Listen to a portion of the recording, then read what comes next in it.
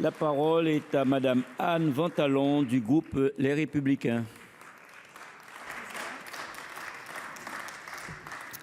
Monsieur le Président, Mesdames les ministres, chers collègues, la mission Cohésion des territoires incarne une ambition essentielle, celle de garantir l'égalité des chances et des conditions de vie sur l'ensemble du territoire.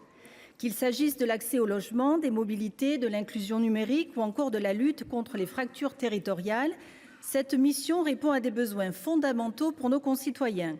Ces besoins sont immenses et doivent nécessairement s'adapter aux spécificités de chaque territoire et à sa population. Le défi que nous avons désormais à relever, non seulement lors de cet exercice budgétaire, mais très certainement lors des suivants, est de taille. Il nous faut réaliser ce qui semble a priori impossible, faire mieux avec moins. Pour autant, cette formule ne doit pas se réduire aux moyens alloués. Si nous voulons faire mieux, nous devons commencer à le faire par moins de normes. Deux exemples sont emblématiques de ce combat que mène de longue date le Sénat. Le premier concerne le transfert obligatoire des compétences eau et assainissement. Si un transfert peut être envisagé lorsque les circonstances locales le rendent utile et qu'un projet commun existe, l'uniformité imposée, sans prise en compte des réalités du terrain, peut entraîner des conséquences néfastes sur les finances locales et la qualité du service. Le récent recul de cette centralisation suite au vote du Sénat est une victoire pour nos élus locaux, en particulier dans les zones rurales où ces compétences sont souvent mieux gérées à l'échelle des communes. Le deuxième exemple est l'objectif du zéro artificialisation nette qui constitue en l'état actuel une des plus grandes menaces pour la cohésion de nos territoires. Nos collectivités ne se ressemblent pas et n'évoluent pas toutes au même rythme.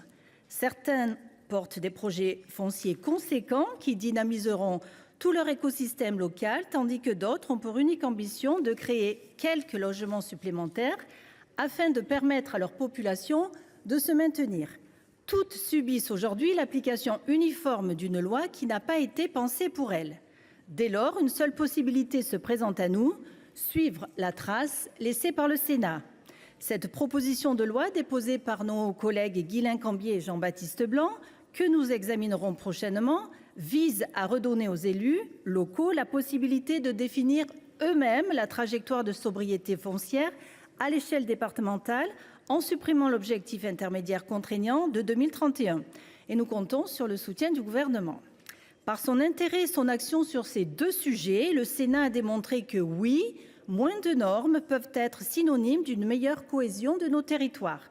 Pour autant, rationaliser ne signifie pas mettre fin aux investissements indispensables et en particulier à nos infrastructures. Je souhaite ici avoir une pensée particulière pour mon département de l'Ardèche, mais aussi pour tous les territoires touchés ces derniers mois par des catastrophes naturelles, malheureusement de plus en plus fréquentes.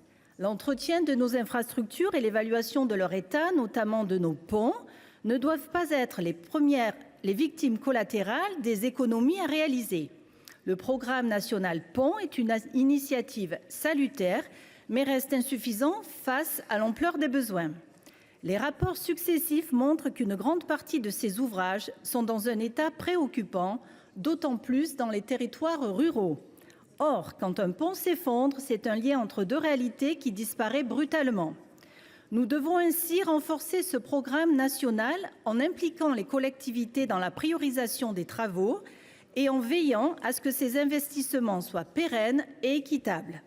Mesdames les ministres, dans le contexte actuel, l'erreur consisterait à opposer frontalement rigueur budgétaire et ambition territoriale. Les collectivités locales, premiers acteurs de la cohésion des territoires, attendent de l'État un appui stratégique ainsi qu'une plus grande liberté d'action pour adapter les dispositifs à leur réalité. Faire mieux avec moins, cela nécessite des arbitrages courageux, mais surtout une vraie concertation avec les élus locaux. Investir dans nos territoires, ce n'est pas une charge, c'est un devoir. Et c'est aussi le meilleur moyen de réconcilier nos concitoyens avec l'action publique. Je vous remercie. Merci.